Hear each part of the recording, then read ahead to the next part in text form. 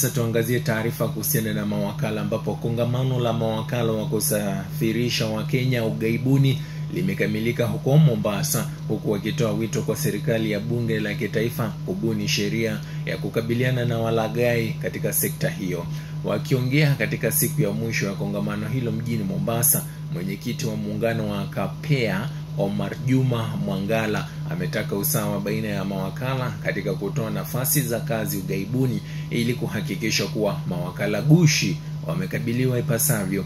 Baadhi ya mawakala pia wametaka serikali kuhakikisha zoezi la kuwapiga msasa baadhi ya mawakala ili kutoa nafasi zaidi za kazi kwa Wakenya ughaibuni.